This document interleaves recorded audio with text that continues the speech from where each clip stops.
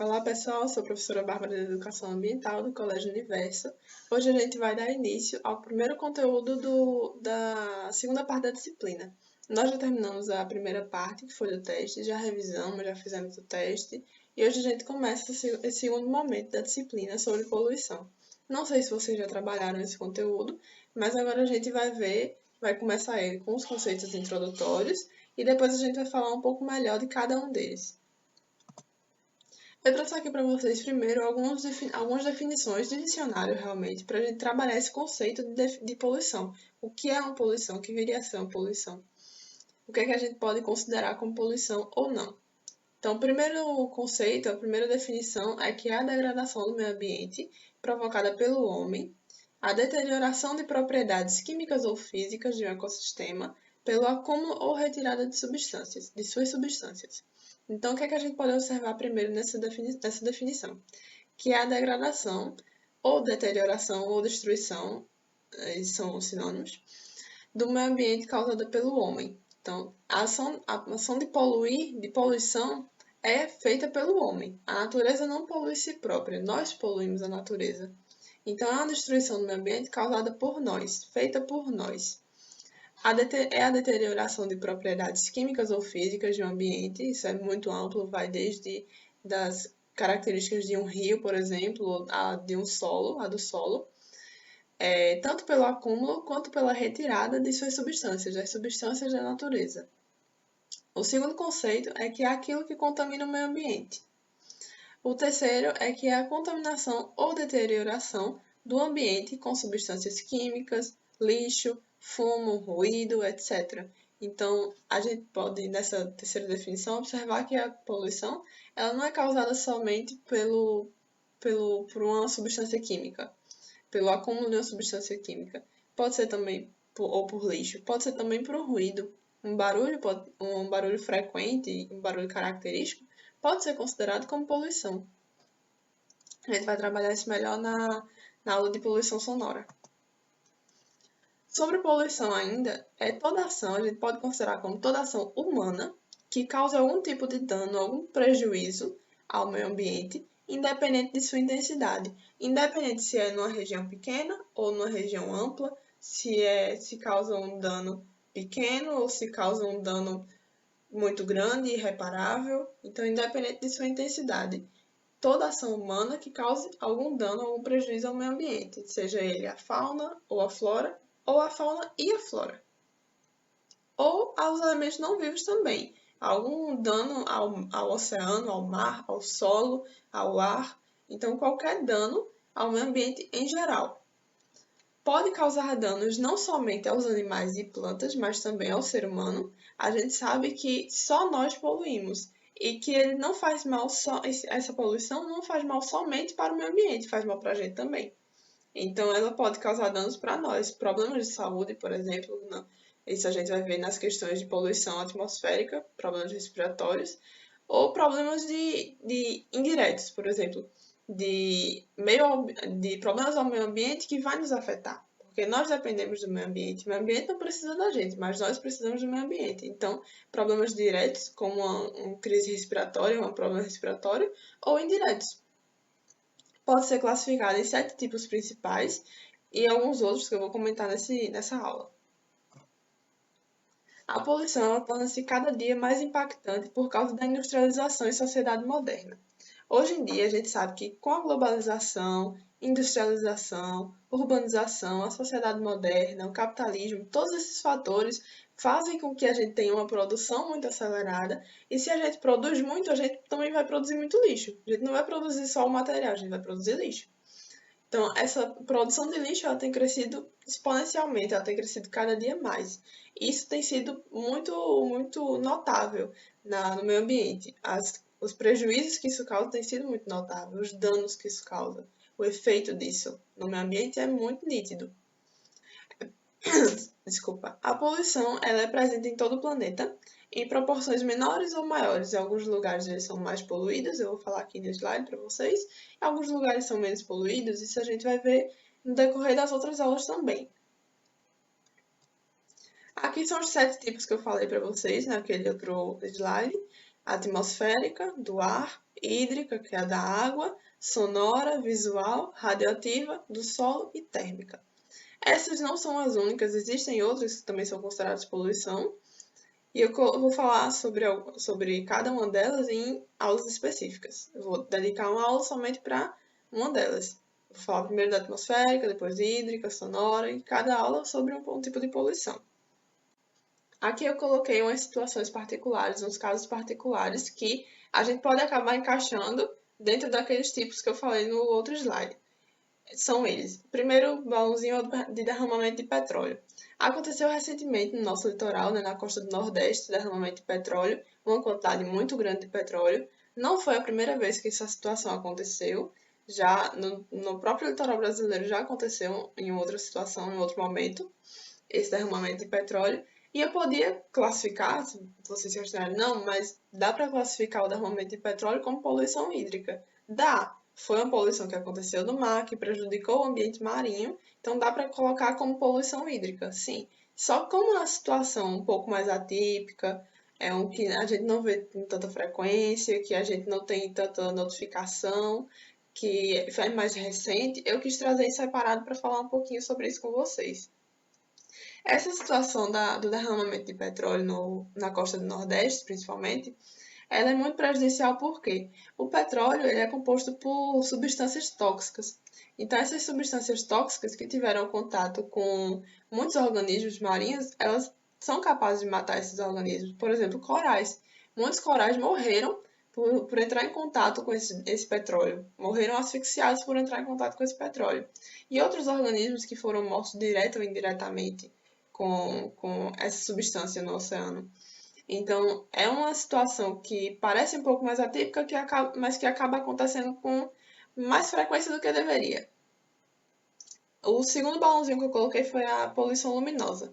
Por quê? É uma poluição causada pelo excesso de luzes artificiais, o excesso de lâmpadas artificiais nas cidades grandes. Eu não sei se vocês já viram aquelas imagens de satélite, que a gente vê o espaço geográfico do continente, por exemplo, e a gente vê várias luzes acesas. Então, essa poluição luminosa é justamente esse excesso de luzes artificiais, que inclusive causa muito problema e muito prejuízo à questão de visualização de estrelas, à questão astronômica. Muitas pessoas que trabalham com astronomia têm dificuldades por causa desse excesso de luminosidade artificial vindo das cidades. Outra questão que eu coloquei, o terceiro balãozinho, foi o vazamento de barragens de lama. Não sei se vocês lembram, mas um pouco mais há uns 2 anos atrás, não sei, uns 3 anos, um pouco mais antigo que o derramamento de petróleo, eu acho, se eu não me engano, foi a questão do rompimento das barragens em Minas Gerais. Tanto a de Mariana, que foi a primeira, quanto a de Brumadinho. A de Mariana, que infelizmente ocasionou praticamente a inviabilidade do Rio Doce, né? Até hoje em dia nós vemos os efeitos e as consequências que aquele vazamento trouxe para o local. Então prejudicou o rio, prejudicou os organismos que vivem naquele rio, que viviam naquele rio, e prejudicou também a população que dependia daquele rio para viver, que dependia da caça de alguns organismos, que dependia do que aquele rio proporciona para a sua economia. Então, o rompimento dessas barragens foi muito prejudicial. E a gente pode classificar também como uma poluição do solo, porque acabou que polui o solo também, o solo local. É uma poluição hídrica por causa do Rio Doce, por exemplo. Mas eu quis falar em específico para vocês, só para pontuar, para a gente lembrar. É sempre importante, sempre bom a gente lembrar dessas situações, até para que a gente não erre de novo. Isso eu falo em questão de sociedade, para que a gente não repita os mesmos erros. Então é bom pontuar essa questão do derramamento de petróleo, essa questão do vazamento de barragens, do rompimento de barragens, de rejeitos, que são situações que parecem um pouco atípicas, né? Que são atípicas, mas que acabam com uma consequência muito forte, uma consequência muito grande, que a gente pode observar até hoje. E por último, o carnaval. Carnaval que a gente sabe, né, que é uma festa que acontece todo ano, uma festa de rua, com muita gente, especialmente aqui em Pernambuco, na Bahia, em alguns outros estados. Então essa festa é uma festa muito grande, que traz muitas pessoas e que, consequentemente, causa uma produção de lixo muito grande. Então, pensar em formas de fazer o carnaval de modo mais sustentável é pensar em diminuir essa poluição. E a gente pode fazer isso. Existem muitas formas de fazer com que o carnaval seja um pouco mais sustentável, né?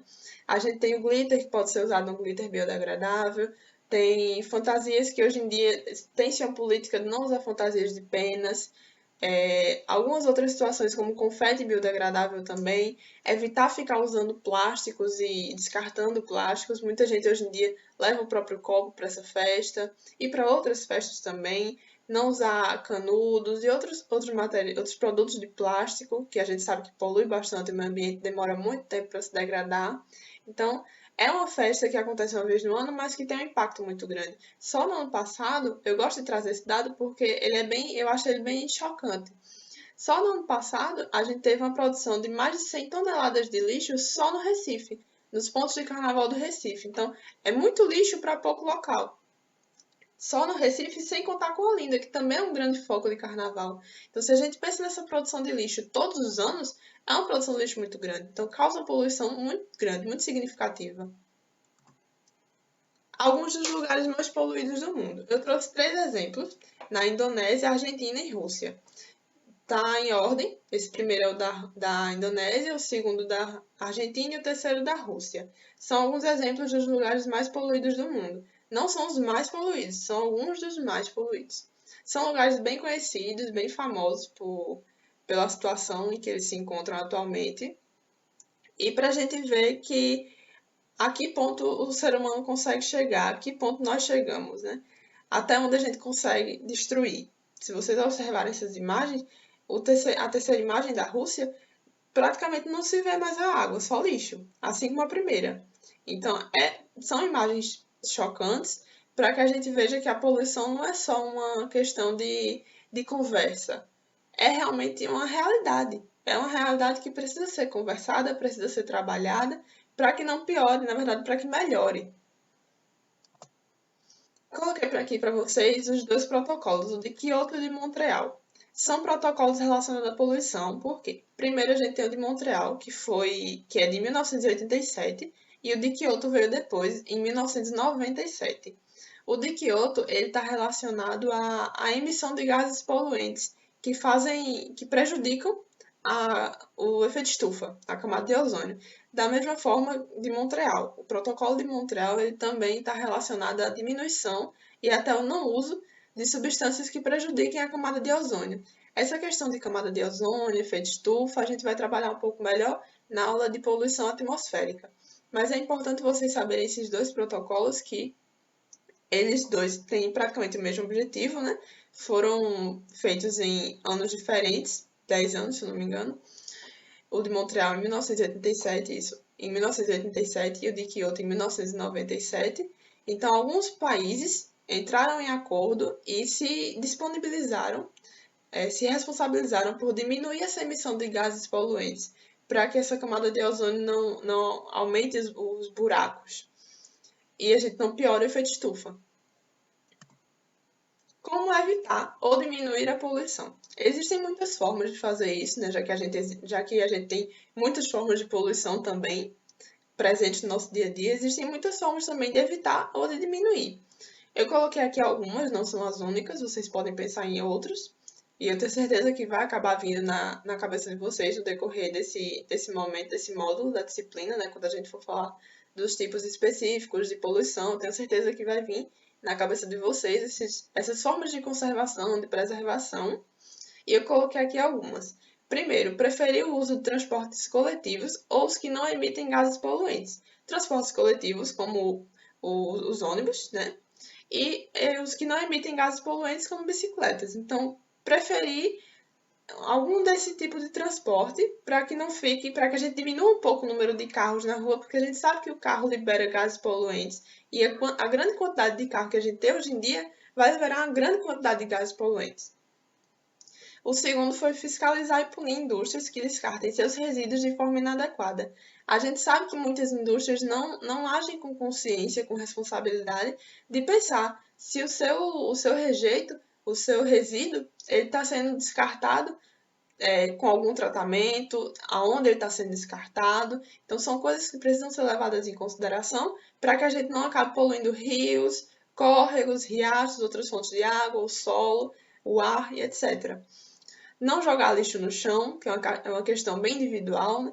Hoje em dia, muita gente já tem essa consciência de não jogar lixo no chão, de guardar o lixo na bolsa, esperar encontrar uma lixeira ou algo do tipo. Realizar a coleta seletiva, que a gente também conversa bastante sobre isso, vai facilitar com que a gente possa reciclar, com que empresas especializadas possam reciclar, possam fazer com que esse produto não vá para o lixo, ele possa ser reutilizado. Além de não descartar óleo de cozinha na pia, a gente sabe que ele vai acabar poluindo ambientes marinhos, por exemplo, e melhorar as condições de tratamento de esgoto para que esse esgoto ele não seja descartado da mesma forma que os resíduos de indústria que eu falei aqui para vocês, para que eles tenham um tratamento que quando eles cheguem no meio ambiente eles não causem tanto impacto, tanto dano à vida ao ecossistema local, ao ambiente, à fauna, à flora e a todos os organismos. Foi isso que eu queria conversar com vocês sobre poluição. Essa é uma aula introdutória do conteúdo. A partir da próxima aula, a gente vai começar especificamente a falar de alguns tipos de poluição. A gente vai falar uma aula só para a poluição atmosférica, uma aula só para a poluição hídrica, e a gente vai conversar melhor sobre os aspectos de cada uma. Mas eu estou à disposição de vocês, caso vocês precisem de mim.